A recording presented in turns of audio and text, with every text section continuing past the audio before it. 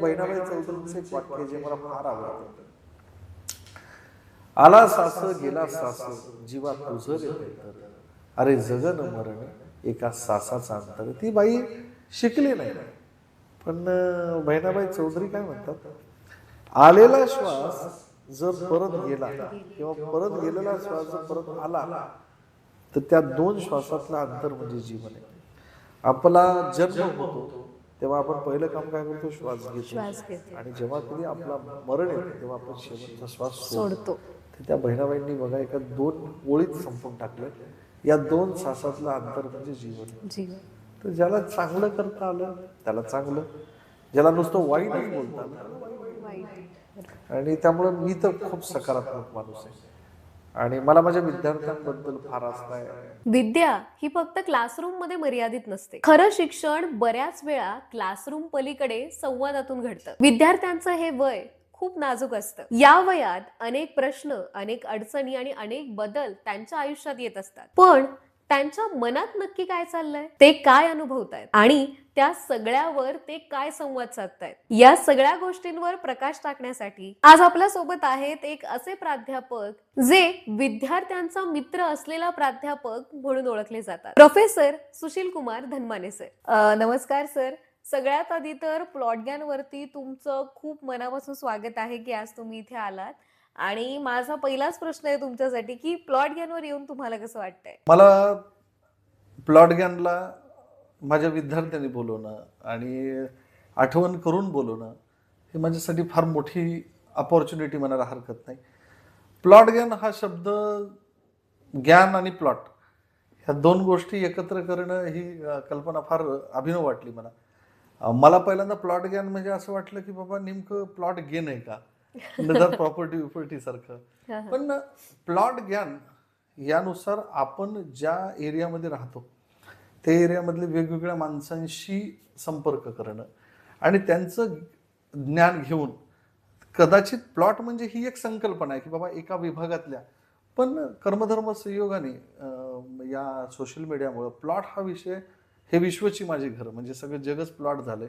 त्यामुळे तुझं प्लॉट ज्ञान हे नाव जे आहे ना ते मला फार वैविध्यपूर्ण वाटलं. सो त्या संकल्पनेलाही माझा नमस्कार, आणि ही संकल्पना खूप छान आहे. आणि सर आजचा जो आपला विषय आहे ज्याच्यासाठी खास मी तुम्हाला इथे बोलवलंय, क्लासरूम पलीकडचा संवाद, तर हा विषय तुम्हाला कसा वाटला? मला त्या विषयावरच मी बोलायला तयार झालो, कारण आजपर्यंत जो मी विद्यार्थ्यांमध्ये आहे किंवा समाजामध्ये आहे ते मी क्लासरूम पलीकडच्या संवादामुळेच आहे. आणि मला कौतुक एक वाटलं की वर्गाच्या बाहेरचा क्लास असा शब्द तू वापरला नाही. तो मला आनंद काय झाला, वर्गाच्या बाहेरच्या, क्लासरूमच्या बाहेरच्या बोलण्याला तू संवाद म्हटलीये. सध्याच्या काळामध्ये जेव्हा मी विद्यार्थी होतो किंवा तूही विद्यार्थी होतीस त्यावेळेस बघ, तू मुलांमध्ये ग्रुपनी बसणं आणि गप्पा करणं म्हणजे त्याला संवाद म्हणायचो आपण. सध्याच्या काळामध्ये संवाद राहिला नाही आणि हळूहळू तो कमी होत चाललाय. ठीक आहे, आपण सोशल मीडियावर बोलतो, इन्स्टा, व्हॉट्सअप, फेसबुक सगळीकडेच आपण बोलतो, पण त्याला मी संवाद म्हणत नाही. आणि प्रत्येकच व्यक्ती, जरी तुम्ही सोशल मीडियावर कनेक्ट असला किंवा तुम्ही संवाद साधत असला, सोकाळ तो संवाद, तरी त्यामध्ये तुम्ही मनातल्या भावना पूर्णपणे मोकळ्या मांडू शकत नाही. त्यामुळे वर्गाच्या बाहेरचा संवाद हा माझ्यासाठी फार विशेष वाटला. क्लासरूमच्या बाहेरचा संवाद मला फार आवडलं नाव हे. त्यामुळे म्हटलं की मला या विषयावर छान गप्पा मारता येतील, बोलता येईल. आणि विद्यार्थ्यांसाठी सध्याच्या काळामध्ये क्लासरूमच्या बाहेरचा संवाद खूप महत्वाचा आहे. तेव्हाच ते मुलं क्लासरूम मध्ये काहीतरी मिळवू शकते. बरोबर. हा जो विषय आहे याच्यावरती तर आपण बऱ्याचशा गप्पा मारणार आहोत सर, आणि माझ्याकडे तुमच्यासाठी खूप सारे प्रश्न आहेत विचारायला. पण सगळ्यात आधी तर आपल्या ऑडियन्सला तुमच्याबद्दल काहीतरी सांगा आणि तुमची जी जर्नी आहे ती साधारण कशी होती ते सांगा. माझ्याबद्दल सांगायचं म्हटलं तर माझा सुशील धनमने इथपासून प्राध्यापक डॉक्टर सुशील कुमार धनमने हा जो प्रवास आहे ना हा खूप छान आहे. मी प्रॉपर मराठवाड्यातल्या हिंगोली गावातला एक विद्यार्थी, आणि बेसिकली थोडासा सोकाळ हुशार, म्हणजे हुशार म्हणतात हुशार. आणि 10वी 12वी नेहमीप्रमाणे, पण मला एक लहानपणीपासून एक खूप छान गोष्ट मिळाली ती म्हणजे मला सगळ्या गोष्टींची आवड होती, म्हणजे शिक्षण, साहित्य, संस्कृती. कदाचित हे बळकडू तुम्हाला सगळ्यांनाच मिळतं.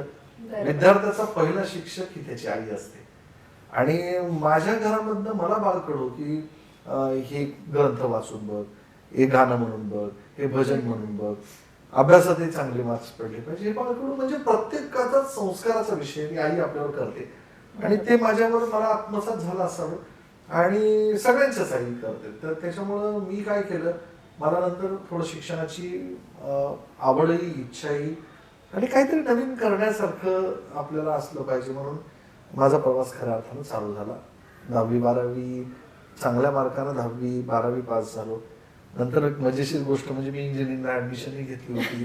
नंतर ती सोडून दिलं, नंतर BSc केलं, नंतर एंट्रन्सला टॉप, चांगले मार्क पडले, जीवनाचं सार्थक झालं. फर्ग्युसन कॉलेजला ऍडमिशन मिळालं आणि नंतर फर्ग्युसन मध्ये शिकलो आणि अजून काहीतरी देवाचं माझं कर्म खूप चांगलं होतं की त्याच महाविद्यालयात प्राध्यापक म्हणून नोकरी लागली. नंतर सुदैवानं बऱ्याच गोष्टी करत गेलो, त्या आपल्या ओघात आपण बोलूच. सांस्कृतिक मध्ये प्रचंड काम करत गेलो, कलेमध्येही करत गेलो, केमिस्ट्रीमध्ये सुद्धा खूप छान. आज माझ्या नावावर 4 पेटंट आहेत, 30-40 पेपर आहेत, 6 विद्यार्थी PhD ला आहेत, 1 विद्यार्थी आता PhD झाला. हे काम करत असताना बऱ्याच गोष्टी मला पुश करत गेल्या. याचा अर्थ असा नाही की मला अडचणी आल्याच नाही मी उभा राहायला.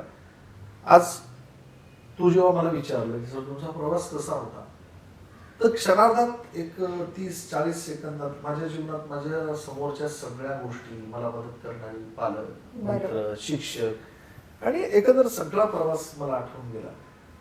तर सगळ्यांच्या जीवनात हा प्रवास असतो, फक्त एकच आहे, मी म्हणतोय ते की यश ही रिलेटिव्ह टर्म आहे. कोणाला लवकर मिळतं, कोणाला उशिरा मिळतं, पण शक्यता सर्वांचा प्रवास या दिशेने जातो असं माझं म्हणणं आहे. सर, जसं तुम्ही म्हणालात की तुम्ही हिंगोली सारख्या एका छोट्याशा गावातून आलात, मग साधारणतः पुण्यात आल्यानंतर हिंगोली आणि पुणे म्हणजे गाव आणि शहर या दोघांमध्ये तुम्हाला काही फरक जाणवला का? फरक तर नक्कीच. कसं असतं माहितीये का, तुला सांगतो की पुण्यामध्ये मी याच्या आधी कधी आलोच नव्हतो. मी हिंगोली सोडलं आणि डायरेक्ट पुण्यामध्ये शिकायला चाललो.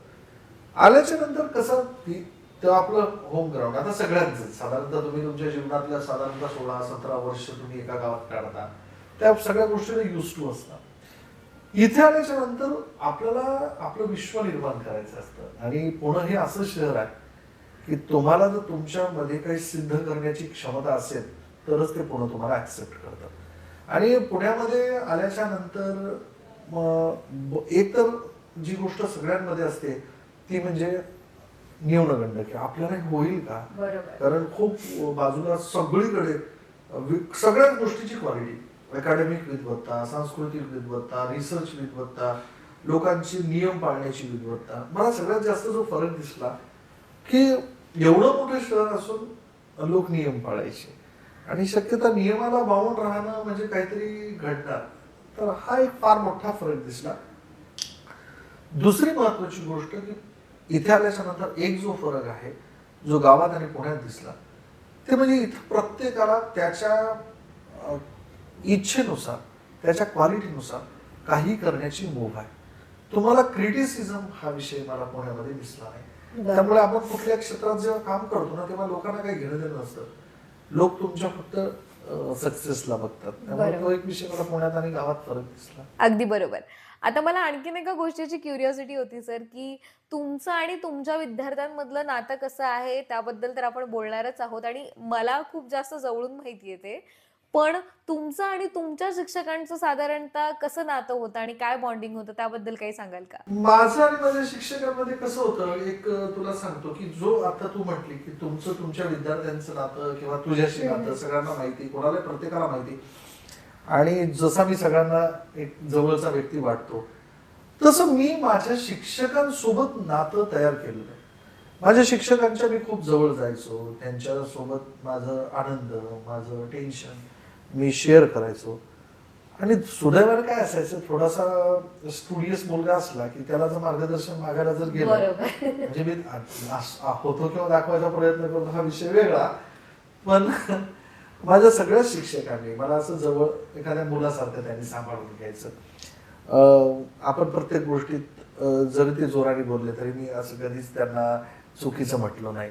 आणि सगळेच म्हणजे शाळेपासूनचे माझे सगळे शिक्षक, माझे 11वी 12वी, माझे फर्ग्युसन मधले शिक्षक, यांच्याशी माझं नातं एवढं मी आता माझ्या विद्यार्थ्यांसोबत जेवढं मैत्रीचं तेवढं नाही, पण एक बाउंड्री ठेवून आणि होतं. पण त्यांच्यासोबत चांगला अटॅच असायचो. त्यांना प्रत्येक सणाला किंवा त्याला विश करणं, त्यांना जाऊन बोलणं. सो इट वॉज लाईक दिस. एवढंच, जास्त काय एवढं आत्ताच्या काळात जे विद्यार्थ्यांसोबत आपण मला जे बोलू शकतो तेवढं मी माझ्या शिक्षकांसोबत नव्हतं तेवढा इंटरॅक्टिव्ह. आता आणखीन एक गोष्ट मला खूप जास्त छान वाटते की तुम्ही कधीही फर्ग्युसनला जाल आणि तिथे धन्माने सर असं नाव घ्याल तर तुम्हाला एक विद्यार्थ्यांकडून रिस्पॉन्स येतो की विद्यार्थ्यांचा मित्र असलेला प्राध्यापक. तर साधारणतः ही पदवी तुम्हाला कशी मिळाली? हे बघ कसं आहे माहिती आहे का, की माझ्या जीवनामध्ये मला इंजिनिअरही होता आलं असतं. माझ्या जीवनामध्ये मला MPSC पास होऊन अधिकारी होता आलं असतं. मला काही होता आलं असतं. माझ्या जीवनामध्ये शिक्षकी पेशा हा मी स्वतःने ठरवून स्वीकारलाय. म्हणजे मी ठरवून होतो की मला शिक्षकच व्हायचंय. आणि शिक्षक झाल्याच्या नंतर मी जेव्हा शिक्षक झालो तेव्हा ते प्रत्येक विद्यार्थी कुठल्या ना कुठल्या गोष्टीत थोडासा त्रासात असतो. प्रत्येक जण, लक्षात ठेव, तू तुझ्या जेव्हा तुझं विद्यार्थी दशेचं लाईफ असतं ते समर्पणाचा विषय असतो. आणि त्या काळात तो व्यक्ती कुठंतरी काहीतरी त्याला असं वाटतं की आपण या अडचणीतनं बाहेर पडावं. आणि विद्यार्थ्यांच्या असलेल्या यशाशी आणि अपयशाशी जेव्हा आपण थोडंसं जोडलं जातो ना, ते विद्यार्थी आपल्याला मानायला लागतात. आता एखादा विद्यार्थी आहे, त्याला फार 2-3 वेळा एखाद्या विषयात नापास झाला. त्याला थोडं जर म्हटलं, अरे तू का अभ्यास करत नाहीस बेटा, काय तुला प्रॉब्लेम आहे, मग तो सांगणार की सर माझ्या घरची परिस्थिती नाही, किंवा माझी वडील आजारी असतात, मला काम करावं लागतं, किंवा याच्यापेक्षा सर माझं बेसच नाहीये, मग मला की अवघड जाणारच. मग त्या विद्यार्थ्याने, बाबा तू ये, आपण तुला थोडं समजावून सांगू, तुला हे करू. कसं आहे माहिती आहे का, की आपल्याला थोडंसं आपण त्रासात असतो तेव्हा आपल्याला कोणी एखादी जरी आपल्या वेदनेवर जर फुंकर घातली ना, तो माणूस जीवनभर लक्षात ठेवतो. हा माणसाचा नियम आहे. आणि अशा काळात मी विद्यार्थ्यांना प्रचंड सांभाळत गेलो की प्रत्येक जो हुशार विद्यार्थी असेल त्याला अजून हुशार होण्यासाठी प्रयत्न केला. कारण मी माझ्या पेशाशी फार प्रामाणिक आहे. मी माझ्या आईला वचन दिलेलं आहे की मी शिक्षकी पेशामध्ये इतकं चांगलं काम करून दाखवेल, आणि ते काम मी करतो.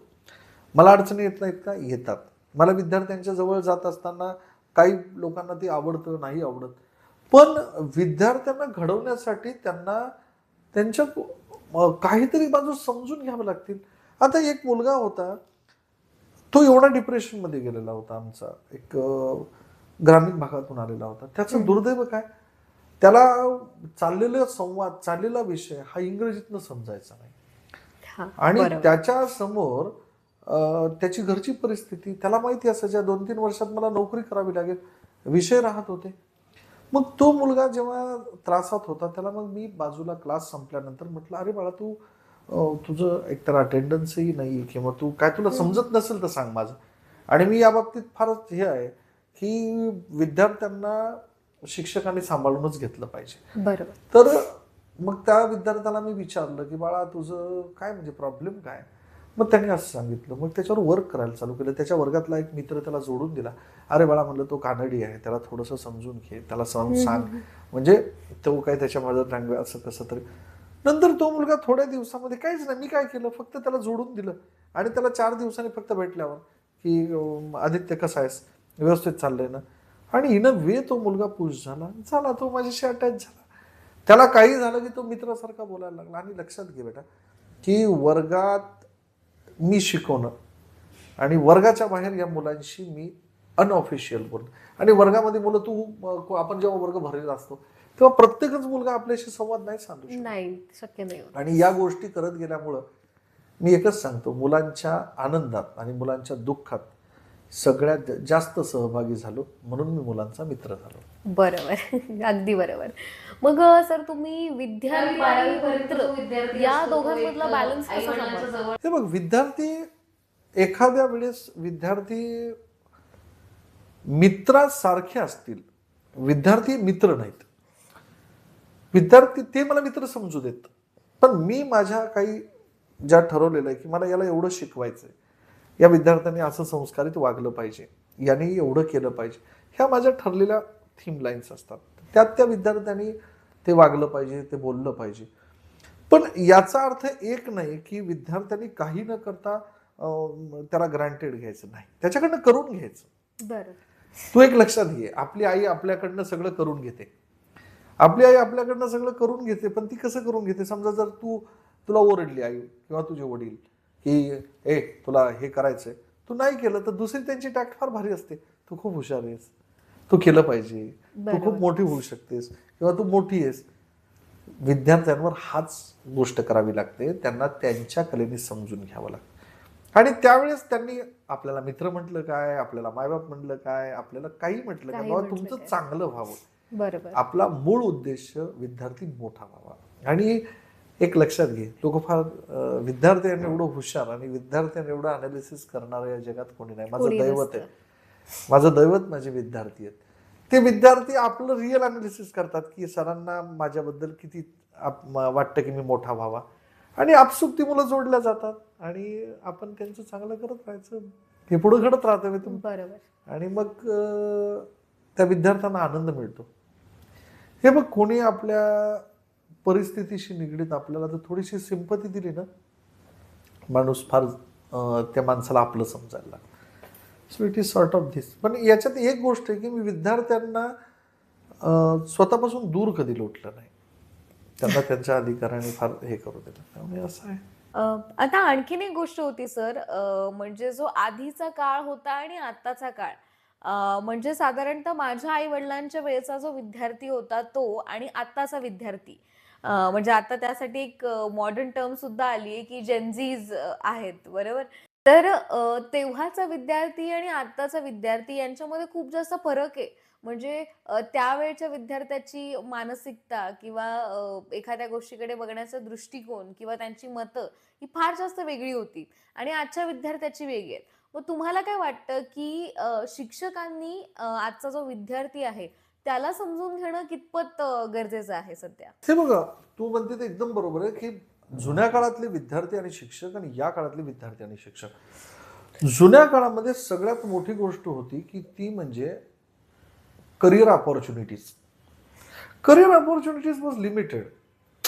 आता तुला सांगतो की लोकांना 10वीलाच कळायला लागतं की आपण हे करू शकतो, आपण हे करू शकतो, आपण हे करू शकतो, आपण हे करू शकतो, आपण एवढ्या अपॉर्च्युनिटीज. त्यामुळे त्या मुलांचं त्यांच्या करिअरवर फोकस होणं फार अवघड आहे सध्या. एक दुसरी महत्वाची गोष्ट की त्यावेळेच्या शिक्षकांचा फार प्रभाव असायचा, कारण विद्यार्थ्यांचं विकिपीडिया कोण? त्यांचे शिक्षक. मग त्यांच्या शिक्षकांनी सांगितलं की 12वी 11वी नंतर MBBS इंजिनिअरिंग करायचं किंवा BSc करायचं, तर तेच त्यांचं ठरलं, इतकंच.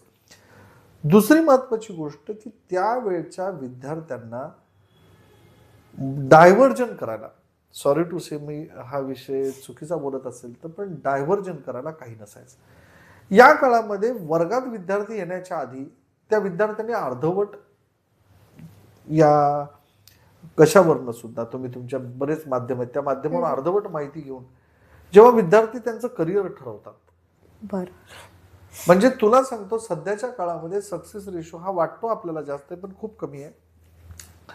कारण विद्यार्थी बहुसंख्य मतं ही वर्गात येण्याच्या आधी त्यांची ठरलेली असतात. बरोबर. आणि जेव्हा असं विद्यार्थ्यांना आपण म्हणतो की तू हे कर, त्यावेळेस तो विद्यार्थी, आता मी समजा कुठली व्हायवा घेत होतो, तेव्हा मला असं वाटलं की बाबा मी केमिस्ट्रीच्या विद्यार्थ्याची व्हायवा घेतोय. त्या मुलाने 3 वर्ष केमिस्ट्री केलं.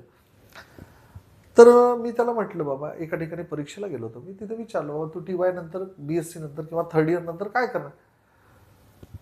तुला धक्का बसेल की समजा 20 मुलं असतील, 20 मुलांपैकी 16 मुलांनी आयदर MBA और MPSC UPSC किंवा काय, म्हणजे 3 वर्ष तुम्ही एका विषयावर तुमचं अभ्यास वर्क करताय. करताय, तर त्या विषयात तुम्हाला काही करण्याची इच्छा होत नाही, म्हणजे याचा अर्थ तुमचं डायव्हर्जन किती आहे. किती असेल, म्हणजे बरोबर. तुमच्या डोक्यात तर यात सगळ्यात महत्वाची भूमिका आहे शिक्षकांची.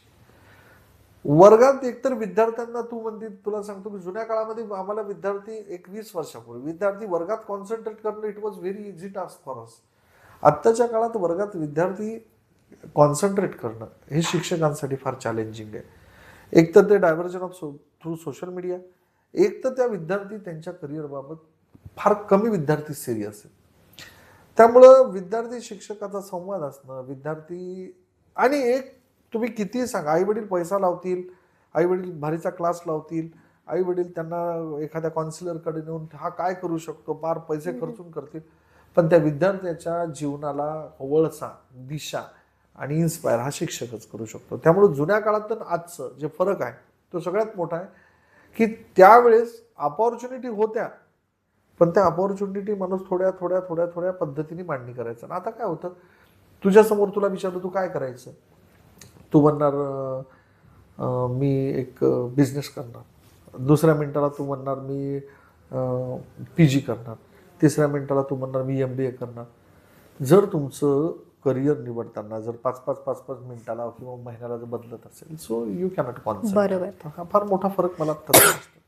आता ना मी तुमच्या बोलण्यामध्ये एक गोष्ट नोटीस केली की तुम्ही म्हणालात की विद्यार्थ्यांचं जे कॉन्सन्ट्रेशन आहे ते खूप जास्त डिफिकल्ट गोष्ट आहे.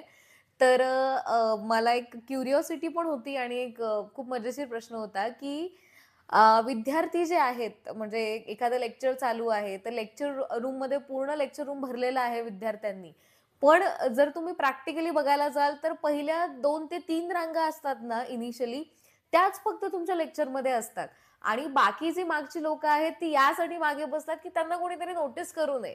मग एक शिक्षक म्हणून तुम्हाला काय वाटतं की क्लासरूम मध्ये असलेले जे असे विद्यार्थी आहेत ते फिजिकली तर तिथे प्रेझेंट असतात, पण मनाने साधारणतः कुठे फिरत असतात? याच्या आधी मी सांगतो की मी खूप नशीबवान आहे. माझ्या वर्गामध्ये माझा वर्ग प्रचंड भरलेला असतो. काय गप्पा ऐकायला येत असतील माहीत नाही मला, आणि कर्मधर्म संयोगाने सगळ्या विद्यार्थ्यांचं लक्ष असतं.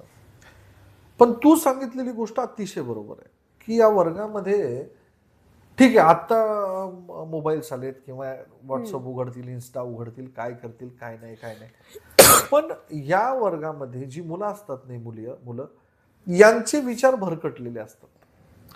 तुला सांगू का, तुला जर ठरवलं ना जे पुढं चाललं तेच तुला करायचंय, हे करण्यासाठी त्या माणसाला जाणीव करून द्यायला लागते की तू किती करतोय ते बरोबर आहे. या विद्यार्थ्यांचं काय होतंय, पुन्हा विषय तिथंच येतो, इट इज रिलेटेड टू संवाद. त्या विद्यार्थ्यांना जर संवाद आणि सांगितलं नाही तू करतोय ते बरोबर आहे, तू करतोय ते खूप चांगलं आहे, तू करतोय ते केलं पाहिजे, तर तो विद्यार्थी काय करतो, 1-2 लेक्चर ऐकायला लागतो आणि त्याचं मन फक्त, त्याची बॉडी तिथे बसून असते आणि त्याचं सगळं लक्ष डायव्हर्ट झालेलं असतं कुठंतरी. मग मला कुठल्या तरी क्लासला जायचंय, मला कुठली तरी एक्झाम द्यायची आहे, मला कुठल्या तरी कलेत सहभागी व्हायचं आहे. आणि वर्गामध्ये विद्यार्थी आपल्याला वैचारिकदृष्ट्या आणायचा असेल तर त्या विद्यार्थ्यांना काय पाहिजे याचा विषय हा शिक्षकांनी केला पाहिजे. तू सांगतो काही लेक्चरला लोक पैसे देऊन बाहेर जातात. एखादा तू बघ काउन्सिलिंगचं सेशन असतो तर पैसे देऊन लोक ते भाषण ऐकायला जातात. मग त्या माणसाने काय केलेलं असतं की त्या विद्यार्थ्यांना काय पाहिजे ते तुम्ही दे. मग ही जबाबदारी शेवटी कोणावर येते, शिक्षकांवरती, की त्या विद्यार्थ्यांना काय पाहिजे तुम्ही द्यायचा प्रयत्न करा. तुम्ही 3-4 रांगा नाही, वर्ग 100 रांगा भरलेला असू द्या. याच्यामध्ये पुन्हा 1-2 गोष्टी आहेत. जसं ती विद्यार्थ्याची जबाबदारी आहे तसं त्या विद्यार्थ्यांनी, जशी ती शिक्षकाची जबाबदारी, तसं त्या विद्यार्थ्यांनी ठरवलं पाहिजे की हे शिक्षक देतो तेच आपल्याला पाहिजे, नाही आपण त्याच्यात पडूच नाही. त्यामुळं हे करण्यासाठी परत तुला सांगतो की मला असं वाटतं की संवाद खूप कमी पडतोय. मुलांशी बोललं पाहिजे, विद्यार्थ्यांनी शिक्षकांशी बोललं पाहिजे, किंवा विद्यार्थ्यांनी, मुलं पालकांशी बोलत नाहीत. किती मुलं किंवा एकदा शिकायला बाहेर आली ते त्यांच्या आई वडिलांशी गप्पा मारतात, खूप कमी. बहीण भावांशी कोण बोलत. तुम्ही बोलता कोणाशी, तुम्ही सो कॉल्ड ज्याला जिगरी म्हटलात किंवा एखाद्याला मित्रमैत्रीण ठरवली असेल त्याच्याशी बोलता. तुम्ही आईशी फोन करता का, तुम्ही वडिलांना बोलता का, तुम्ही तुमच्या अडचणी कधी या लोकांना सांगायचा प्रयत्न केलाय का. नाही ना, संवाद फक्त शिक्षकांचाच नाही, हा संवाद खरं तर घरातून संपला, तेव्हा शिक्षकी पेशात संवाद राहिला नाही. घरात संवाद राहिला तरी हे मुलं कॉलेजला आम्हाला बोलतील. बरोबर. त्यामुळे नाही. आणि आम्हाला तर वैताग, म्हणजे मी तरी मुलांना बोलका करतो, काय रे कुठला आहे, तुझं गाव काय, हा या गावात माझी ओळख आहे, त्या गावात, मग त्याला अटॅच होतं की अरे धनवरे सर आमच्या गावात सुद्धा ओळखतात. होते. आता समजा तुला विचारलं तू कुठली आहे, रत्नागिरी, अरे हा मग ते गोगटे जोगडेकर कॉलेज आहे, तिथे मी आलो होतो लेक्चरला, मग तुझं घर कुठे आहे तिथे, मग हे आहे का, मग गणपती कनेक्शन होऊन जातं. मग तू त्या गावाशी कनेक्ट झाला, अरे हा सर थोडं, मग तू माझ्याशी संवाद. आता समजा एखादं कोणी भेटलं, हा तुमच्या गावचा, अरे तो आमदार माझा मित्रच आहे, अरे हा हा हा. आणि प्रत्येक मुलामध्ये काय असतं, कोणी पॉलिटिक्सला असतं, कोणी कलाकार असतं, कोणाला गावाशी की त्याची तेवढी बाजू ओळखायची आणि संवाद साधायचा, आपोआप वर्गात मुलं कनेक्ट होतात. पण हा खरं मोठा विषय की वर्गात मुलांचं 100% कॉन्सन्ट्रेशन आणणं, आणि राहिलं तुमचे मोबाईल आता चालू असतात त्याच्यामुळं फार अवघड आहे सध्या हे. बरोबर. पण होईल कधीतरी याचा, मुलांना याचाही वीट येईल या गोष्टीपेक्षा. मला तर कधी कधी काळजी वाटते, काही दिवसानं संवाद साधायला सुद्धा तासाचे पैसे लागू नयेत आणि लोकांनी दुकान उघडू नये की तुमची आपण आता काउन्सिलिंग काय आहे, व्हॉट इज काउन्सिलिंग, एक्झॅक्टली सेमच कन्सेप्ट आहे. काय म्हणजे तुम्ही त्याच्या माणसाशी गप्पाच मारताय ना, आणि त्याच्या तुझा ऑरा बघून तुझ्या विषयात गप्पा मारणं म्हणजे काउन्सिलिंग.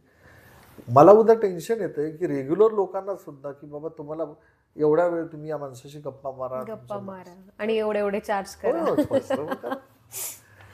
मला असं तुझ्या प्रश्नाचं उत्तर असं वाटतं. बरोबर. सर, जो ना 12वी पर्यंतचा विद्यार्थी असतो, त्याच्या जी मनाची अवस्था असते ती, आणि 12वी झाल्यानंतर जे पदवीधर होईपर्यंतचा जो 3-4 वर्षांचा हा काही पिरियड असतो, त्याच्यामधला विद्यार्थी, यांच्यामध्ये पण एक फरक असतो. म्हणजे 12वी पर्यंतचा विद्यार्थी कसा, एक त्याला चौकट घातलेली असते, आपल्या कुटुंबासोबत असतो, सर्टन त्याच्या अभ्यासाच्या गोष्टी त्याच्यासोबत असतात, आणि त्यानंतर जो बाहेर आलेला असतो विद्यार्थी, तो कसा थोडा एक मुक्तता भेटलेली असते, कुटुंबापासून थोडा वेगळा आलेला असतो, आणि या दरम्यानचा जी त्यांची मनाची अवस्था असते ती खूप जास्त नाजूक असते. मग तुम्हाला काय वाटतं की या एजचा जो विद्यार्थी आहे, तो साधारणतः कोणत्या गोष्टीला सगळ्यात जास्त घाबरतो? एक मला ही गोष्ट मी खूप प्रकर्षाने बोलतो, 11वी-12वी पर्यंतच त्यांना काय असतं की प्रेशर असतं.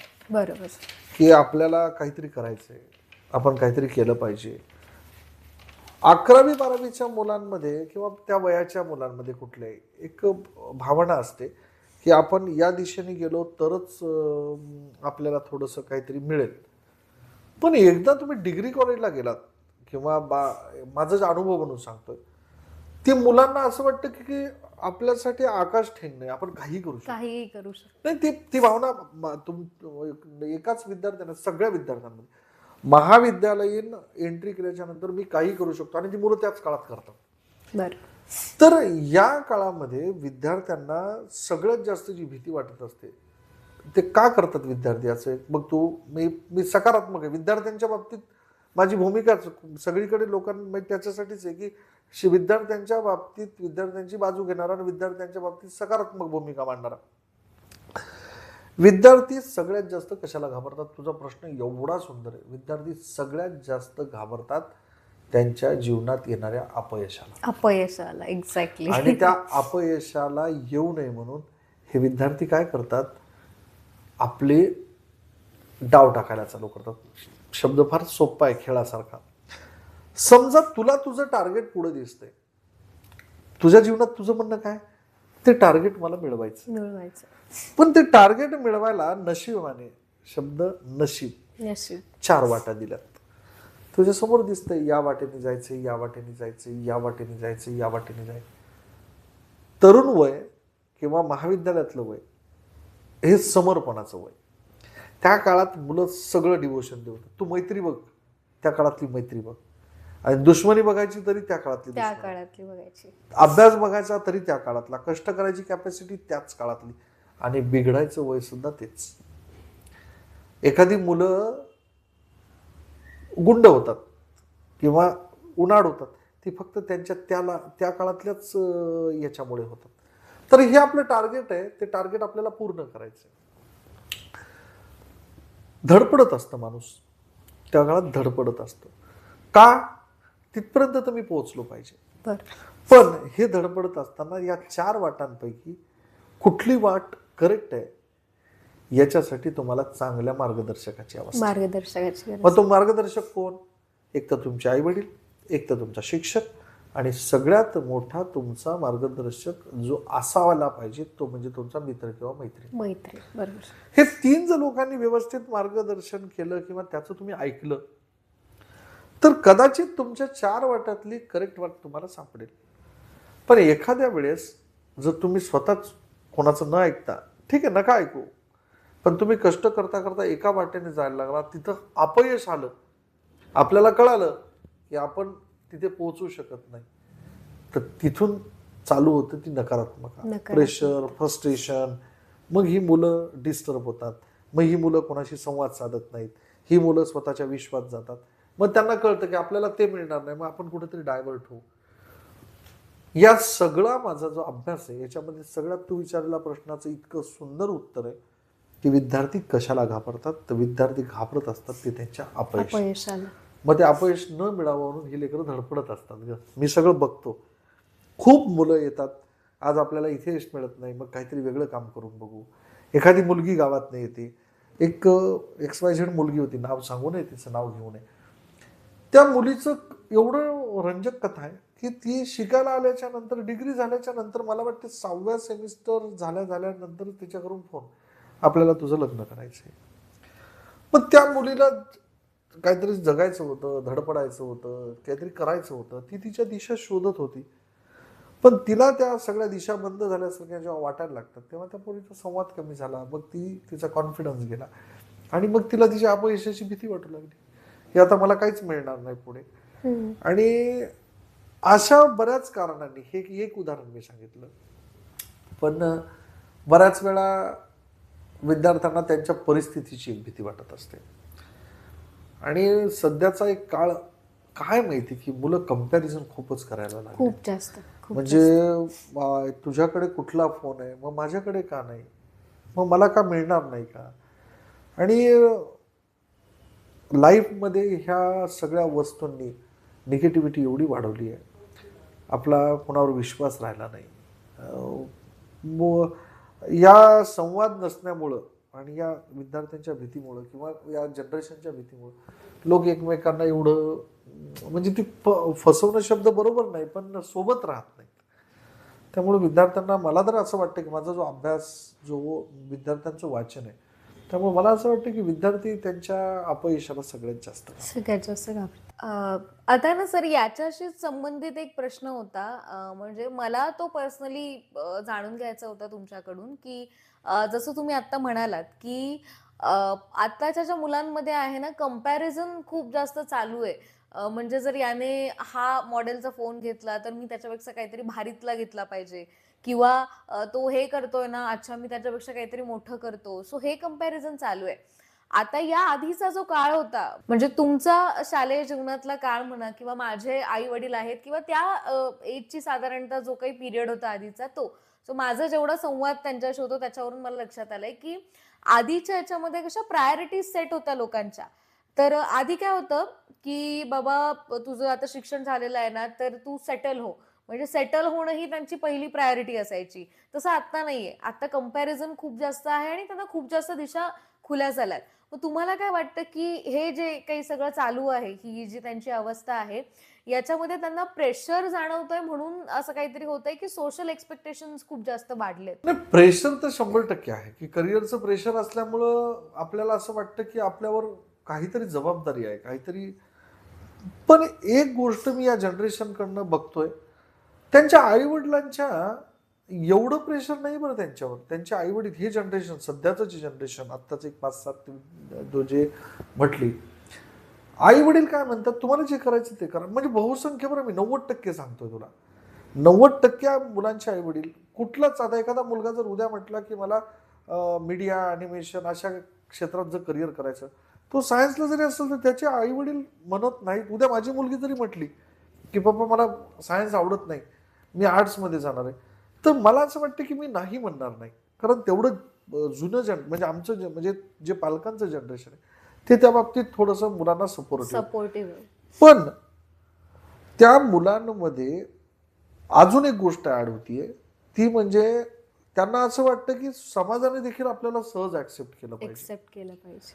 मग काय होतं की तुमचे प्रत्येक क्षेत्र, आता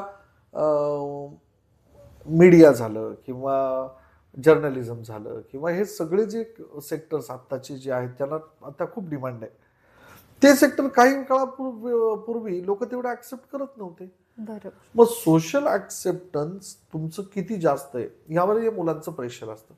त्या मुलांना दोन प्रेशर खूप जास्त असतात. एक म्हणजे त्यांना असं वाटतं की आपण निवडलेलं करिअर आता स्वतःच्या विश्व आपण निवडलं, मग या करिअरमध्ये आपल्याला यश मिळेल का नाही ते एक प्रेशर, आणि दुसरं आपण निवडलेली गोष्ट सोशली ऍक्सेप्टेड. सोशली एक्सेप्टेड असेल. मग ह्या दोन गोष्टींचं प्रेशर सध्याच्या मुलांवर खूप जास्त आहे. त्यामुळं या मुलांमध्ये कुठेतरी कंपॅरिझनची भावना येते.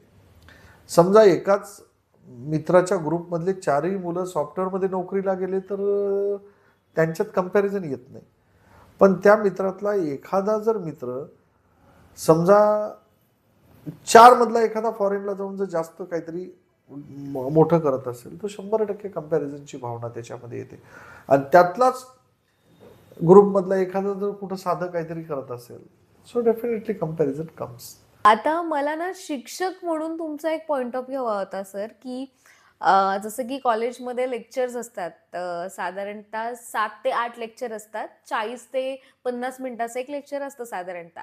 तर हे काय जे काही 5-6 लेक्चर्स होतात त्याच्यामध्ये एखादा तास जो आहे तो संवादासाठी असावा का, असं तुम्हाला वाटतं का? शिक्षक 45-50 मिनिटाच्या तासामध्ये जो रिअल शिक्षक आहे, जो खरा शिक्षक आहे, ज्याला विद्यार्थ्यांसोबत अटॅचमेंट आहे, तो शिक्षक या 45 मिनिटामध्ये 15 मिनिटं हा विद्यार्थ्यांसोबत संवाद साधतच असतो. आणि तेव्हाच तो शिक्षक हवा असं वाटतो. तुम्ही वेगळा संवादाचा तास ठेवला ना, त्या तासाला देखील कोणी येणार नाही. तुम्हाला जेवू तर घालायचंय, तुम्ही जेवत तर नाही येत. पुन्हा इथं संकल्पना मी सांगतो तुला की आईची, तू लहान बाळ आहे आणि तुला जेवू घालायचं, तू जेवणार नाहीस, मग तुला जेवू घालायचं तर काय करावं लागतं? एखादं खेळणं, एखादं आता सध्याच्या काळात मोबाईल तो तर एक वेगळाच विषय. तसा तुमच्या हातामध्ये मला तुम्हाला जेवू घालायचं म्हणजे मला तुम्हाला शिकवायचंय. बरोबर. पण त्याच वेळेस तुम्हाला पाहिजे त्या गोष्टीवर जर मी बोललो ना, तुम्ही माझ्याकडे मन देऊन ऐकता, दॅट इज संवाद. आणि मग ते मला जेवू घालायचं. त्यामुळे तिथे मला माझ्या शिक्षकाच्या भूमिकेत नाही, मला तिथं आईच्या भूमिकेत यावं लागतं. जेव्हा मुलं खूप थोडंसं असं हे सोडून वागतात तेव्हा मला बापाच्या भूमिकेत यावं लागतं. बरोबर. आणि जेव्हा मुलं खूप डिप्रेशन किंवा त्यांना गरज असते तेव्हा मला मित्राच्या भूमिकेत यावं लागतं. बरोबर. तर शिक्षकाच्या जेव्हा आई, वडील, बाप आणि सगळ्या भूमिकेत जेव्हा शिक्षक जातो ना, तर तेव्हा वर्गामध्ये संवादही होतो आणि वर्गामधलं एज्युकेशनही पूर्ण होतं. तर या 6-7 तासामध्ये तू म्हणते 6-7 तास, 4 तास, 3 तास काय असतात मुलं, त्यात जर विद्यार्थ्यांना संवादात तुम्ही शिकवलं ना, तर किती वाजताचा तास असू दे. मला तर एक वेळेस कॉलेजमध्ये टाइम टेबलमध्ये 4:40चा लेक्चर मला असायचं. आणि तेव्हा मला असं वाटायचं अरे बाबा सगळा दिवसभर सकाळी प्रॅक्टिकल हे करून मुलं थकलेली असायची. पण एकंदर माझ्या संवाद मांडायचो ते मुलांना आवडायला लागलं तर 4:40च्या लेक्चरला मुलं पूर्ण असायची. त्यामुळे याच्यात मला वाटत नाही संवादाच्या विशेष लेक्चरची गरज आहे, पण काही दिवसांनी ती पडेल. That is call as counselling. आणि सध्याच्या काळामध्ये प्रत्येक महाविद्यालयात काउन्सिलिंग घ्या असं सरकारचंही म्हणणं आहे. जी मुलं बुजरी असतात, बोलत नाहीत, आणि आम्हाला आता मेंटरिंग नावाचा एक विषय आला जे मी कधीपासून करतो, तर विद्यार्थ्यांचं मेंटर होणार. त्यामुळं हळूहळू तू म्हणते याच्याकडेच चाललंय की आता मेंटरिंग आला म्हणजे पुढे मागे लेक्चर येतीलच. कदाचित तो कन्सेप्ट आलेला आहे पण आपण त्याला तसं नाव अद्याप दिलेलं नाहीये बहुतेक. हो, साहजिकच बेटा. आता तुला एक सांगू का, परवाच मुलं लेक्चर संपल्यानंतर मला बाहेर बसतात, तुला माहिती माझा स्वभाव, मुलांना घेऊन बसणं, आणि ती मुलं मला मुक्त संवाद साधा म्हणतात, सर मला बोला, सर आम्हाला सांगा, सर सांगा. तर हे काय चाललंय, संवादाचंच लेक्चर आहे. आणि होणार हे 100% दिसतंय की मुलांना पण जनरेशनला गरज आहे बरं त्याची. आणि विद्यार्थ्यांचा त्याला रिस्पॉन्सही आहे. तो एकदा जर सांगितलं ना मी अभ्यास सोडून थोड्या वेगळ्या गप्पा मारू, तर ती मुलांना आवडतं. कारण ती मुलंही डिस्टर्ब आहेत. त्याच्यामुळं मला असं वाटतं की संवादाची गरज आहे, पण त्याला तासाचं नाव देणं मला नाही वाटत. पण आलंच तर काय सांगता येत नाही. मग एखादा छोटासा संवाद एखाद्या विद्यार्थ्याचा आत्मविश्वास कितपत वाढवू शकतो? खूप जास्त, प्रचंड.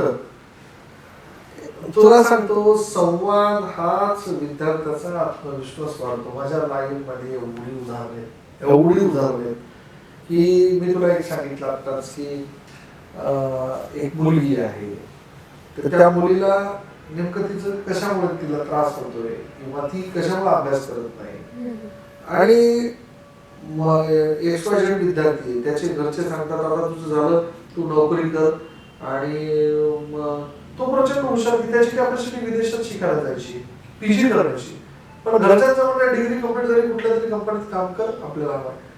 जेव्हा मी त्या विद्यार्थ्याशी इंटरॅक्ट व्हायला लागतो, मी काय बोलायला लागतो, तुझ्यामध्ये खूप जास्त कॅपॅसिटी, थोडं खूप स्कॉलरशिप मिळते का बघ, घरच्यांना आपण विश्वास आहे, आपण बोलू घरच्यांशी, मी बोलतो. मग मी त्या घरच्या विद्यार्थ्यांच्या वडिलांशी बोलणार की बाबा तुमचा मुलगा खूप हुशार आहे, थोडी त्याला मदत करा. तर 2दा-3दा संवाद झाल्याच्या नंतर त्याच्या फॅमिलीतल्या 5 लोकांपैकी एक व्यक्ती सांगते की नाही आपण थोडं हुशार, याला शिकू द्या. आणि अशी मुलं विदेशात निघून गेली, साधी ग्रामीण भागातली. मग त्यावेळेस त्यांनी जर मी जो संवाद झाला नसता, हे एक उदाहरण सांगितलं. आणि बेसिकली त्या दिवशीपासून मी ठरवलं की ठीक आहे, कोणाला काय वाटायचं वाटेल, पण ही मुलं माझी आहेत, ही मुलं माझी दैवत आहेत, या मुलांमुळे मी आहे. आणि जसं आईला आई पण की तिला मूल झाल्याशिवाय तिला आई म्हणत नाही, तसे विद्यार्थी आहेत म्हणून मला सर म्हणतात. मग माझं उत्तरदायित्व आहे त्यांना मदत करणं, त्यांना बोलणं. आता बरंच 100 मुलांपैकी 10-2% फार याच्यापेक्षा कमी त्या मुलांना असं वाटतं की आम्ही आमचा निर्णय घ्यायला सक्षम आहे. तर तेवढं कळतं ना आपल्याला की यांना संवादाची गरज नाही. अशी लोक ना ज्यांना संवादाची गरज नाही ते प्रचंड यशस्वी होतात अशी, पण ती संख्या फार 1-2% असते. जसं तुम्ही आता म्हणालात की तुम्ही जेव्हा विद्यार्थ्यांसोबत असता त्यांना एखादी गोष्ट जेव्हा प्रेमाने समजवता तेव्हा तुम्ही त्यांच्यासाठी एक आईची भूमिका पार पाडत असता, आणि ज्यावेळी तुम्हाला असं वाटतं की आता ओरडायची गरज आहे थोडंसं, तेव्हा तुम्ही वडिलांच्या भूमिकेत येता. तर साधारणतः काय असतं की आपण आई म्हटलं की एक फ्रीडम डोळ्यासमोर येतो आपल्या, आणि वडील म्हटलं की एक डिसिप्लिन येतो, आणि आपण घरी सुद्धा आपल्या तेच युजली बघत असतो. तर मग हा फ्रीडम आणि डिसिप्लिन या दोघांमध्ये तुम्ही समतोल कसा ठेवता? मी तुला काय सांगितलं की कधी चिडायचं आणि कधी रागवायचं, याचं आपलं जेवण खूप छान जेवण झालं कधी म्हणतात, एक घास गोडाचा आणि एक घास तिखटाचा जर घेतला, नुसतं तिखटच खाल्लं तरी जेवण चांगलं नाही म्हणत. आणि एक घास म्हणजे व्हेजवाल्यांसाठी बोलतात, आणि एक गोड एक तिखट घेतलं. विद्यार्थ्यांवर आज चिडलं ना, आज जो मी चिडलो समजा, तर मी संध्याकाळीच त्यांना म्हणणार रागात बोलून गेलो बरं. तेवढा वेळ त्यांचा टेम्पो ठेवायचा आणि त्यांना जीवही लावायचा.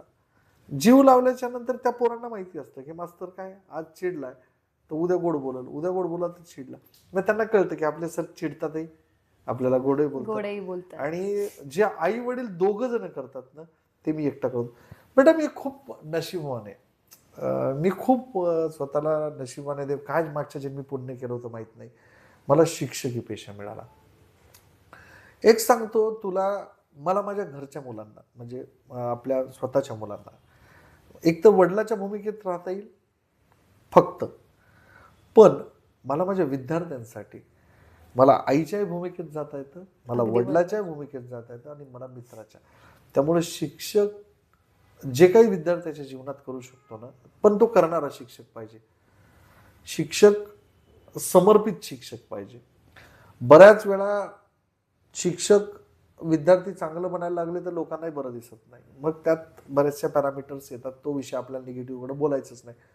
पण मी खूप नशीबवान आहे की मला विद्यार्थ्यांचं आई होता आलं, वडीलही होता आलं, आणि मित्रही होता आलं. त्यामुळं मला तू म्हटली तसं समतोल राखताना इतकं ते काय अवघड नाही, फक्त कळायला पाहिजे की बाबा आज विद्यार्थी समजा ही काही गोष्ट चूक करतात तेव्हा सगळ्यांनाच ओरडायचं, मग पोरं परेशान, बापरे सर चिडलेत. चिडलेत. दुसऱ्या दिवशी म्हणायचे माझा स्वभाव आहे बरं तसा, चिडू नका, चांगलं करा. चांगलं करा. मग दुसरं त्यांना कळतं की आज चांगलं बोललाय तर उद्या हा माणूस चिडू शकतो.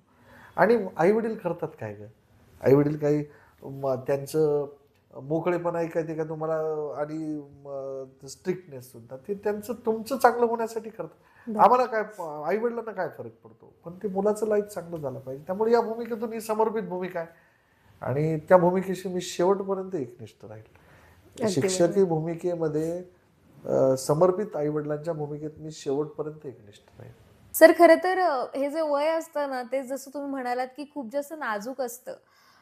म्हणजे 12वी पर्यंत कसं एक सुंदर पिंजरा असतो आणि त्या पिंजऱ्यामध्ये तो विद्यार्थी ठेवलेला असतो आणि 12वी नंतर अचानक त्या पिंजऱ्याचं दार खुलं होतं आणि त्याच्यासाठी पूर्ण आसमंत मोकळा होऊन जातो. बऱ्याचशा दिशा त्याच्यासमोर खुल्या होऊन जातात. तर मग या विद्यार्थ्यांमध्ये नियम आणि जबाबदारी या दोघांबद्दल नेमका काय गैरसमज असतो सध्या? कसं आहे माहिती का, त्यांना जबाबदारीची जाणीव, त्यांना काय वाटतं की आपण हे केलं म्हणजे जीवनामध्ये हे घडेलच.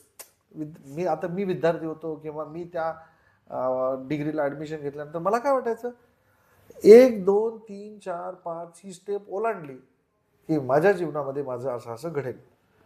पण बेटा हे जीवन आहे, याच्यात जसं ठरवलं तसं काहीही होत नसतं. काही होत नसतं. आणि बहुसंख्य गोष्टी आपल्याला नाही पाहिजे त्या आपल्या वाट्याला येत असतात.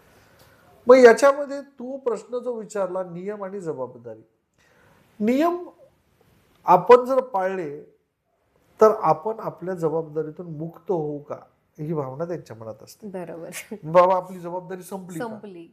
पण त्यांना हे कळत नाही, या नियमाच्या पायऱ्या ओलांडत ओलांडत ओलांडत आपण अशा ठिकाणी जाणार आहे त्याच्या ठिकाणाचं नावच जबाबदारी आहे. आणि जेव्हा त्यांना कळायला लागतं की आपण नियम पाळतोय तरी आपल्यावर जबाबदारी पडणार, मग अशा वेळेस विद्यार्थ्यांना फार म्हणजे तारेवरची कसरत करत जगावं लागतं की नियमही पाळायचे आणि आपल्या पुढे येणारी जबाबदारी सुद्धा. पण बऱ्याच वेळा नियमांचं पालन नाही, विद्यार्थी पण नियमाचं पालन करतातच, पण त्यांना थोडंसं अवघड जातं. या वयात नियमाचं पालन करणं, सिग्नल मोडणं फार सोपं आहे. आपल्याला किती जरी सांगितलं की येलो लागल्याशिवाय पुढे जाऊ नका, पण हे वयच असं आहे की याच्यात शक्यता नियम मोडण्यात फार मजा येते आणि नंतर कधी कधी कळायला लागतं की मग आपल्याला एवढं कळतं की ही आपली जबाबदारी आहे. साधं उदाहरण आहे की सिग्नल मोडताना नियम मोडू नये, पण आपली नागरिक म्हणून जबाबदारी आहे. मग याला काय असतं, आपल्याला एक सोशल, जेव्हा आपण समाजात फिरतो तेव्हा आपल्यावर जेव्हा सोशल आस्पेक्ट आपल्यावर वर्क करतं तेव्हा आपण जबाबदारी आणि नियमाचा समतोल करू शकतो. त्याच्यात मग पुन्हा मी म्हटलं ना, महाविद्यालय, कॉलेज आणि शिक्षकाची जबाबदारी खूप मोठी आहे. याच्याशी संबंधित एक प्रश्न होता की जसं मी म्हणाले की हे वय खूप नाजूक असतं, तरी मग या वयात त्या विद्यार्थ्यांनी चुका करणं किती महत्वाचं असतं? मला एक गोष्ट खूप, तू हा विचारलेला हा प्रश्न बऱ्याच ठिकाणी लोक संवादामध्ये विचारतात. मला असं वाटत नाही की कुठलीही व्यक्ती, विद्यार्थीच नाही, कुठलीही विद्यार्थी पर्पजली काही चुका करत असेल म्हणून मला नाही वाटत. म्हणजे कोणतीच केलेली चूक ही पर्पजली नसते. आता ती झालेली चूक जर तुम्ही सुधारत नसाल तर 100% ती चूक आहे. कुठल्याही गोष्टीला आपल्याला जर एखादा अपघात घडला, अपघात म्हणजे काही चूक घडली, ती चुकीपासून आपण शिकायचं असतं की बाबा आता हे परत करू नये आपण. पण तुम्ही ती गोष्टीपासून शिकून न घेता पुन्हा तीच गोष्ट करत असाल मग तुम्ही चूक करताय. मग ह्या चुका कोण करतं? ज्याला पहिल्या चुकीपासून ज्ञान घेता येत नाही तो माणूस चूक करतो असं. मग आता एखादा समजा तू विद्यार्थी आहे, त्याच्या करिअरमध्ये तो समजा UPSCची परीक्षा देतो, MPSCची, तो फेल झाला तर बघ ती मुलं काय करतात, आपले कुठं मार्क कटले होते, कुठं आपलं नुकसान झालं, कोणतं वाचायचं राहिलं, ती मुलं त्या चुकीपासून शिकतात आणि पुन्हा कष्ट करून करून ती मुलं यशस्वी होतात. बरोबर. पण आपल्या जीवनामध्ये कुणाच्या विद्यार्थ्याच्या लाईफमध्ये चूक झाली, जर ती सुद्धा तुम्हाला 50दा सांगितलं की तुम्ही 2 व्हीलरवर पाऊस पडलाय आणि घाटाविटात फास्ट पळवू नका, एकदा तुमचं चुकून तुम्ही पडलात तुम्ही दुसऱ्या वेळेस परत त्याच मार्गाला एन्जॉय म्हणून जात असाल तर डेफिनेटली मग ह्या चुका जेव्हा आपण करतो, आपल्याला अनुभवाने शिकवलेली गोष्ट ही सगळ्यात मोठा शिक्षक आहे. आपल्याला कुठल्या गोष्टीचा वाईट अनुभव आला त्या गोष्टीच्या आहारी परत जाणं म्हणजे चूक करणं. पण ती गोष्ट करू नये. पण काही लोक, काही मुलं या वयामध्ये अशा चूक घडणाऱ्या गोष्टी परत परत करतात. त्याला पर्पजली चूक म्हणायचं. पर्पजली चूक हो, म्हणायचं. हो. तुझा विषय राहिला आणि तुला माहिती आहे की मी मागच्या वेळेस एकच चॅप्टर केला होता अभ्यास, 2च चॅप्टर केले, पण मला 4 चॅप्टर वाचले पाहिजे. पुढच्या परीक्षेला बसल्यावर तू 2 चॅप्टर वाचल्यानंतर ती चूक झाली, ती काय ऍक्सिडेंट आहे का पर्पजली पर्पजली आहे. ती चूक.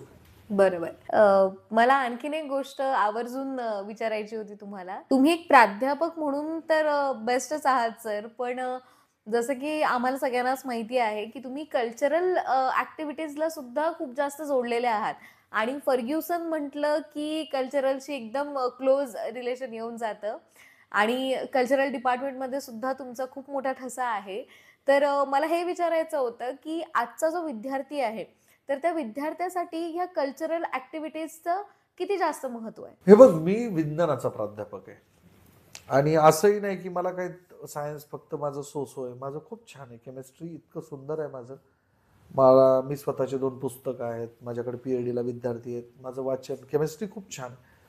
पण तरी मी कलेत का गेलो हा साधा प्रश्न. म्हणजे मला बरोबर. कला म्हणजे मला अभिनय खूप, सगळ्यांना माहिती आहे की मी वऱ्हाडचा प्रयोग चांगला करतो. मी गाऊ खूप चांगलं शिकतो.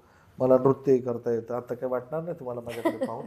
परंतु हे सगळं करत असताना मी कीर्तन खूप छान करतो. मला व्याख्यान खूप चांगलं येतं. म्हणजे मी ते डेव्हलप केलं किंवा त्यात गेलो, लोकांच्या याच्यात शिकलो. बरोबर. सांस्कृतिकची गरज का, कलेची गरज का? हे बघ, माणसाच्या आयुष्यामध्ये आपल्याला जर विरंगुळा, मानसिक आनंद जर पाहिजे असेल ना, तर त्याला कलेशिवाय दुसरा फरक आहे. पर्याय नाही. तू किती त्रासात असली आणि तू लता दीदींचं एखादं जुनं गाणं ऐक रात्री. तू किती वैतागलेली असतील किंवा तुला खूप कोणी असो ज्याला बोर झालं आणि त्यांनी टाळ मृदुंगाचा आवाज ऐकावा किंवा त्याला सकाळी सकाळी उठावं, आपण मॉर्निंग वॉकला जात असावं आणि कुठून तरी एखादा टाळ मृदुंगाचा भजनाचा आवाज यावा. त्याच्यानंतर तू एकदम वैतागलेली आहेस आणि स्क्रीनवर शोले पिक्चर चालू आहे. बघ, मी तर शोलेचं नाव घेतोय, खरं तर धुरंधरचं घ्यायला पाहिजे. धुरंधरचं घ्यायला पाहिजे. आणि मी एक चालता चालता कोणाच्या तरी मोबाईलमधनं एक आपलं आवडतं म्युझिक वाजतं. एक लक्षात घ्या, आपण त्या 30 सेकंदासाठी सगळं जग विसरलेलं असतो. बरोबर. अगदी बरोबर. आणि जर तू थोडं जर त्याच्यात अटॅच होत गेली ना, तर जगी सर्व सुखी असा कोणीच नाही. कोणीच नाही. प्रत्येकाच्या जीवनामध्ये निगेटिव्हिटी, प्रत्येकाच्या जीवनामध्ये त्रास, प्रत्येकाच्या जीवनामध्ये काहीतरी स्पर्धेचं प्रेशर, तू म्हणते तसं जबाबदाऱ्या. मग यातनं बाहेर कसं पडायचं? आपल्याला काय काय आहे का आपल्याकडे? आपण काय करू शकतो?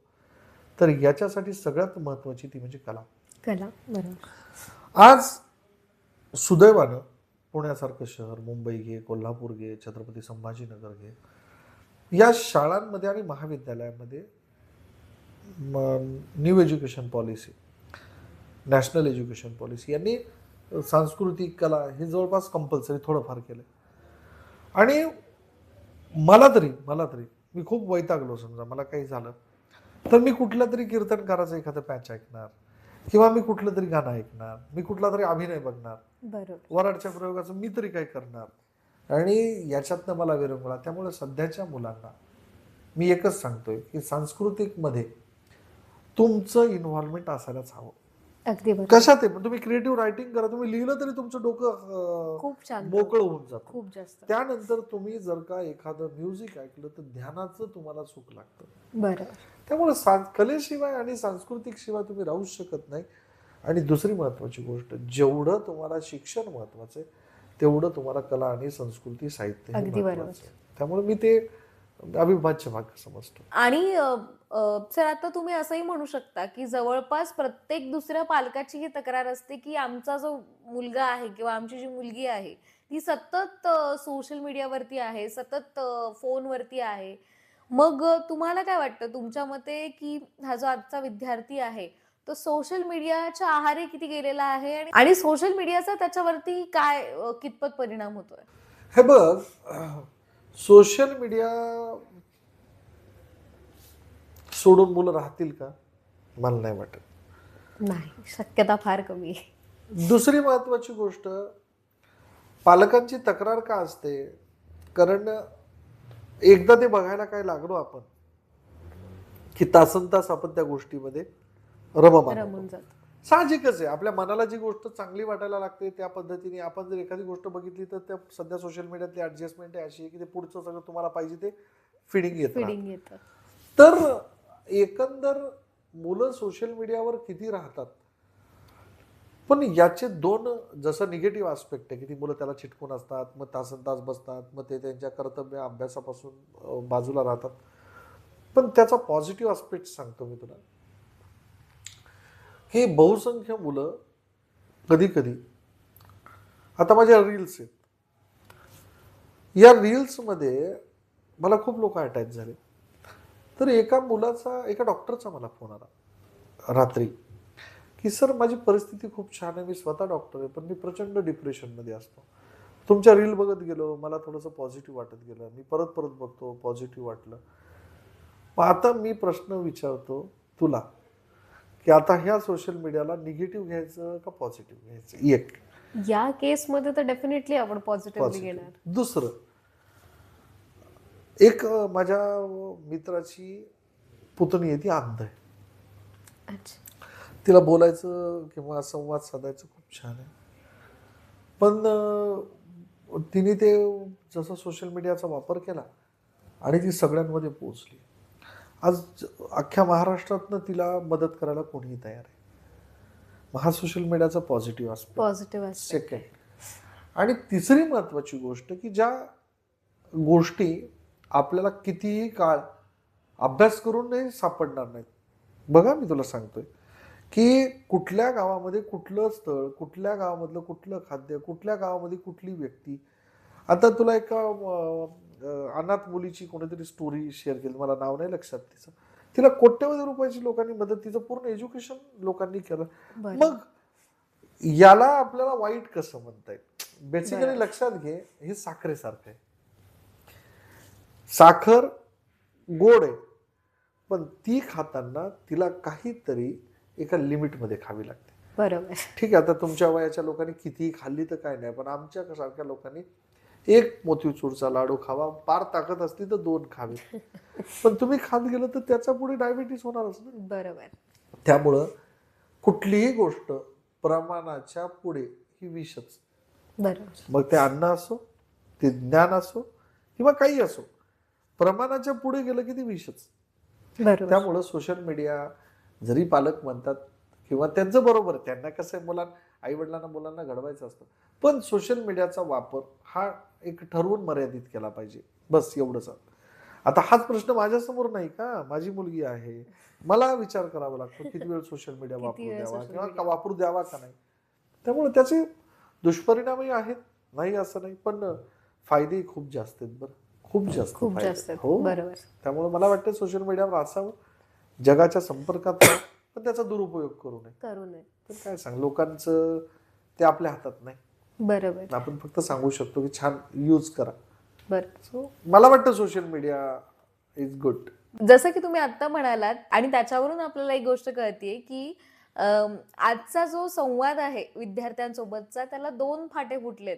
एक जो आहे तो ऑनलाईन झालाय आणि दुसरा जो आहे तो प्रत्यक्षात झालाय. मग तुम्हाला काय वाटतं की हे 2 जे संवाद आहेत त्या दोघांमध्ये आपापसात काय फरक आहे आणि कोणता संवाद तुम्हाला जास्त इफेक्टिव्ह वाटतो? हे बघ, ऑनलाईन संवाद हा कधीही 1 to 1 आहे. तू चॅट करताना किंवा तू बोलताना तू 10 लोकांना नाही बोलू शकत. बरोबर. किंवा तू जर एखादं तुझं लेक्चर ठेवलं ऑनलाईन तर मला तर वाटतं की तो एकतर्फीच संवाद आहे. बरोबर. पण ऑफलाईन जर तू असली ना, तर तू समजा 5 जरी तुझ्या मैत्रिणी आहेत किंवा माझे 5 मित्र आहेत किंवा आपण कोणीतरी, तो बघ, तो इंटरॅक्टिव्ह असतो आणि ती लोक आपल्याला ऐकत असतात, आपण त्यांना बोलत असतो. बऱ्याचदा आपण आपलं काय सांगतो त्याच्यापेक्षा पुढच्या माणसाला खूप छान माहिती असते. छान माहिती आहे. त्यामुळे मला असं वाटतं की संवाद, ठीक आहे, तुमची मैत्री, तुमचं तात्पुरतं बोलणं किंवा महत्वाच्या गोष्टी ऑनलाईन असल्यात काही प्रॉब्लेम नाही. पण एक छान आहे, फार फार भारी आहे. मला माझ्या इन्स्टाला कमीत कमी 60 एक मला विदेशातले मित्र आहेत, म्हणजे जी अरे. मला माझ्या रील्स बघतात आणि मला फॉलो करतात. आता त्या लोकांना तर मी कधी भेटील न भेटील माहित नाही, माहित नाही.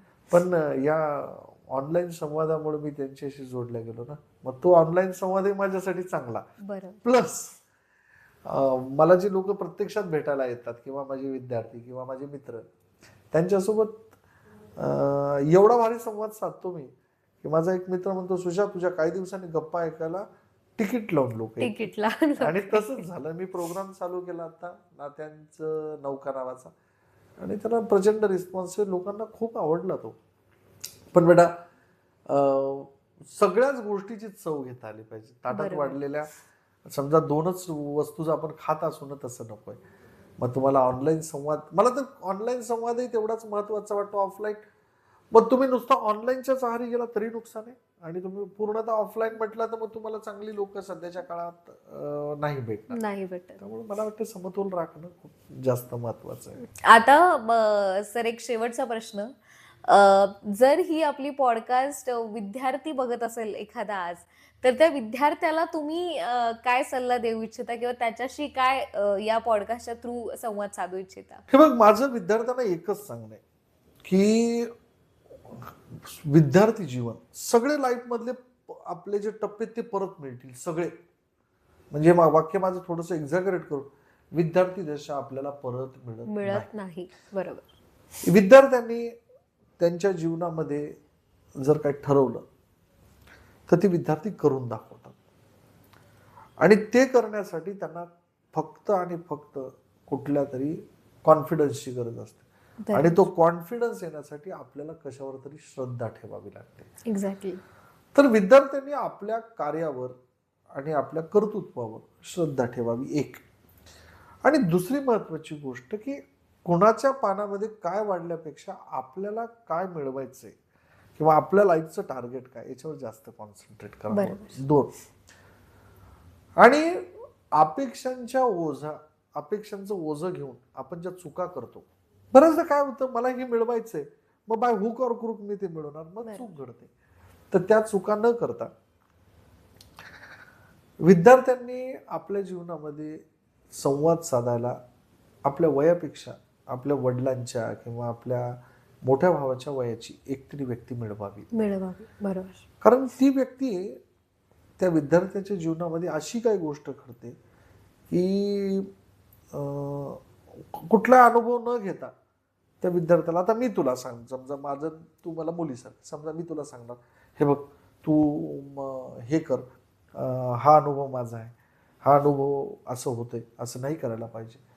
तर तुला रेडीमेड अनुभव आहे ना, की बाबा तुला अनुभव येण्याच्या आधी मी तुला सांगून दिलं ना. तर विद्यार्थ्यांना मला ह्या 2 गोष्टी, आणि तिसरी महत्वाची गोष्ट स्वतःवरचा आत्मविश्वास संपूर्ण.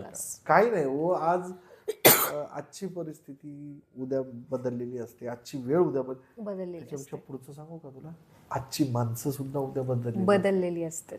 त्यामुळं आपण आपल्याला बदलायचं नाही स्वतःला. जग बदललेलं परत बदलतं, परत चांगले दिवस येतात, परत वाईट दिवस येतात, परत चांगले दिवस येतात. बरोबर. पण 2च गोष्टी परत मिळत नाहीत. एक म्हणजे तुमचं विद्यार्थी जीवन, आणि दुसरं म्हणजे तुमची सध्याची गेलेली वेळ. या 2 गोष्टी जर खूप आनंदी करायच्या असतील ना, तर कुणाशी तरी अटॅच.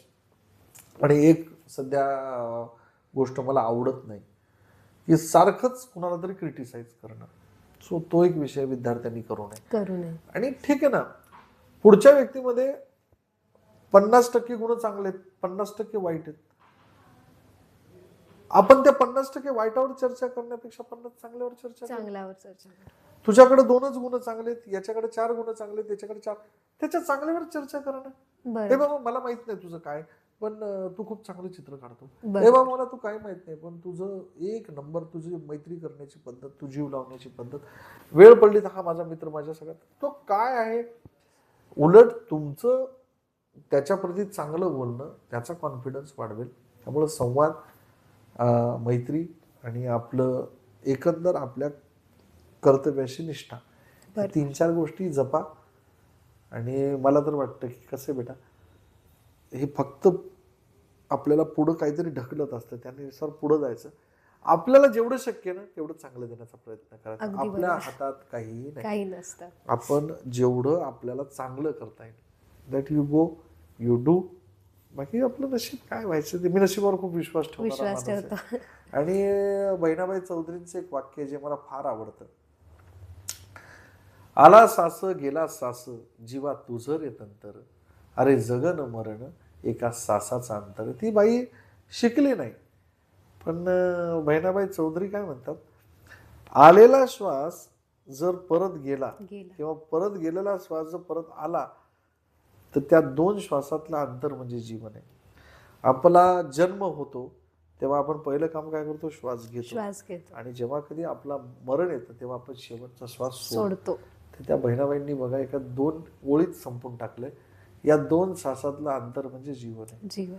तर ज्याला चांगलं करता आलं त्याला चांगलं, ज्याला नुसतं वाईटच बोलता आलं त्याला वाईट बोलता आलं. वाईट. आणि त्यामुळं मी तर खूप सकारात्मक माणूस आहे. आणि मला माझ्या विद्यार्थ्यांबद्दल फार आस्था आहे. माझ्याच नाही, जी लोक हे माझं पॉडकास्ट बघत असतील त्या सगळ्या लोकांबद्दल आस्था आहे की तुमच्या जीवनामध्ये तुम्ही सकारात्मक राहा. अपयश, निगेटिव्ह, बॅड पॅच हे सगळ्यांना येतात, पण सध्याच्या काळात विद्यार्थ्यांना आत्मविश्वास देणं आणि त्यांना उभं करणं फार आवश्यक आहे. बरोबर. त्यामुळं माझा संदेश हाच राहील, बी पॉझिटिव्ह. त्यामुळं काही विषय नाही. अगदी बरोबर. खरं तर क्लासरूम पलीकडच्या संवादाबद्दल बोलताना आपला संवाद इतका जास्त रंगला की हा संवाद संपू नये असं कुठे ना कुठेतरी वाटायला लागलं. आणि खरंच खूप छान वाटलं की तुम्ही विद्यार्थ्यांच्या बाजूने फक्त पॉझिटिव्ह गोष्टींचा विचार केलात आणि त्यांची पॉझिटिव्ह बाजू मांडलीत. म्हणजे नेगेटिव्ह गोष्टीचा विचार आपण काच करायचा जर आपल्याकडे पॉझिटिव्ह पॉईंट्स असतील तर. तो एक मुद्दा मला खूप जास्त आवडला. आणि जितके पण विद्यार्थी असेल ते पण आता विचार करत असेल की अरे आपण उगाचच निगेटिव्ह गोष्टींच्या मागे पळतो आणि इतके सगळे पॉझिटिव्ह गोष्टी आहेत त्यांना आपण कुठे ना कुठेतरी इग्नोर करतोय. तर मला हे खरंच खूप मनापासून पटलं. नाही, आणि तुला समतेच्या आधी 2 मिनिटं बोलतो फक्त की विद्यार्थ्यांमध्येच पॉझिटिव्ह आहे. पॉझिटिव्ह आहे. आज मी जो चांगला शिक्षक झालो ना याला कारणीभूत माझे विद्यार्थी आहेत. विद्यार्थी आहेत. कारण त्या विद्यार्थ्यांनी मला प्रेज केलं नसतं की नाही बा तुमचं समजतं, किंवा नाही तुमचं सर बोलणं खूप छान आहे. मला पॉडकास्ट आणि या सोशल मीडियामध्ये सुद्धा विद्यार्थ्यांनी आणलं मला की विद्यार्थी. सर तुमचं बोलणं ऐकावं असं वाटतं. मग माझे गुरु कोण, माझे पालक कोण, असं नाही. त्यामुळे विद्यार्थ्यांच्या पॉझिटिव्ह गुणधर्माकडे बघा. आणि 100% सांगतो तुला, जो शिक्षक विद्यार्थ्यांच्या पॉझिटिव्ह गुणधर्मांना किंवा त्यांच्या पॉझिटिव्ह गुणांना घेऊन उभा राहतो तो शिक्षक हा विद्यार्थी प्रिय होणार, विद्यार्थी त्याला जीव लावणार आणि विद्यार्थी त्याचं ऐकणार आणि विद्यार्थ्यांचं जीवन बदलणार. आणि सर खरंच मनापासून तुमचं पुन्हा एकदा खूप जास्त आभार आणि कौतुक आहे की तुम्ही इथे आलात आणि इतक्या छान विषयावरती आमच्यासोबत इतक्या छान छान गप्पा मारल्यात आणि बऱ्याचशा गोष्टी आज विद्यार्थ्यांना सुद्धा क्लिअर झाल्या असतील किंवा जो विद्यार्थ्यांचा क्लासरूम पलीकडचा संवाद आहे तो जवळपास आता प्रत्येकापर्यंत पोहोचला असेल कुठे ना कुठेतरी.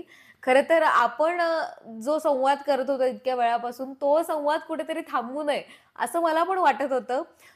पण सर नक्की आपण यानंतर सुद्धा भेटू आणि अशाच नवनवीन विषयांवरती आपण गप्पा सुद्धा मारू. तुमचं पुन्हा एकदा खूप खूप धन्यवाद. Thank you so much. थँक्यू. तर मग मित्रांनो, खरं तर आज आपण एक पॉडकास्ट नाही केलं.